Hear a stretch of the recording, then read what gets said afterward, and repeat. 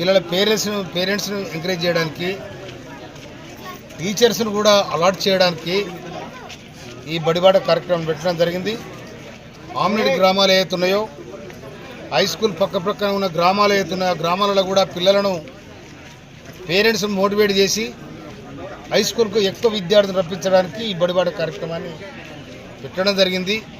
కనుక నేను ప్రభుత్వానికి, ముఖ్యమంత్రి గారికి నిండుగా హృదయపూర్వక ధన్యవాదాలు తెలియజేస్తా ఉన్నాను. అందులో ఈరోజు కొండారం, మోత్కూర్, కొండారం, తర్వాత అన్నారం ఈ 3 గ్రామాల హై స్కూల్లో బడిబాట కార్యక్రమంలో నేను పాల్గొంటా ఉన్నాను.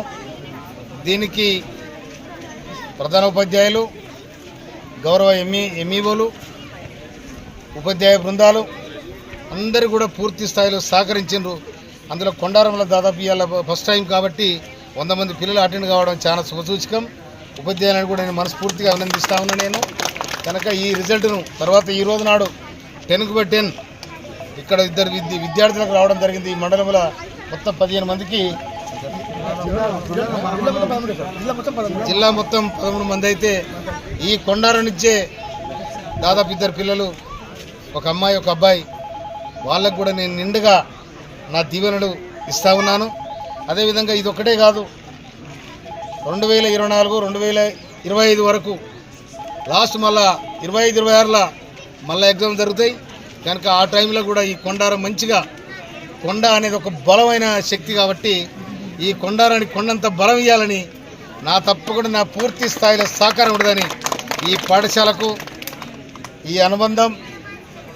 నేను ఈ ప్రాంతానికి, ఈ ప్రాంత బిడ్డగా ఎమ్మెల్యేనైనాను.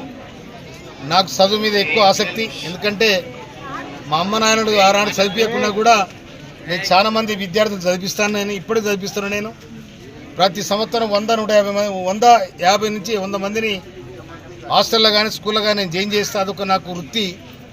కనుక ఈ బడిబాట కార్యక్రమంలో పాల్గొన్న మీ అందరికీ, పత్రికా మిత్రులు కూడా, పేరెంట్స్ కూడా ఎంకరేజ్ చేయాలి. ప్రైవేటు పాఠశాలలో పోతే నాణ్యమైన విద్య ఉండదు, ఆడుకోవడానికి గ్రౌండ్ ఉండదు, తర్వాత లైబ్రరీ ఉండదు, తర్వాత ల్యాబొరేటరీ ఉండదు. ఇవన్నీ కూడా ఏవి ఉండవు. కనుక అన్ని సౌకర్యాలు ఒక్క ప్రభుత్వ పాఠశాలలో ఉంటాయి. కనుక మీరు ప్రభుత్వ పాఠశాల పోవడానికి ఇటు నాయకులు కానీ, పత్రికా మిత్రులు కానీ, ముఖ్యంగా ఎంఈఓ గారు, ఎండిఓ గారు, ఎంఈఓ గారిది ఎక్కువ బాధ్యత ఉంటుంది.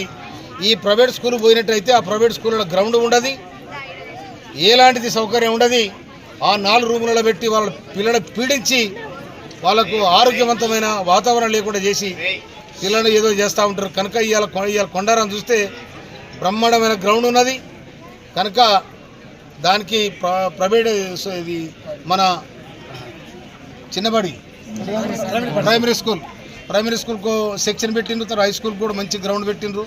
కనుక దీనికి ఏ అవసరం ఉన్నా కూడా నేను మీకు అన్ని విధాలు అందుబాటులో ఉండి ఈ స్కూల్కు ఏ సౌకర్యం కావాలో చేయడానికి, వసతులు కల్పించడానికి, ఇన్ఫ్రాస్ట్రక్చర్ కల్పించడానికి నేను సిద్ధంగా ఉన్నానని చెప్పి. For more videos like this, subscribe Big TV channel.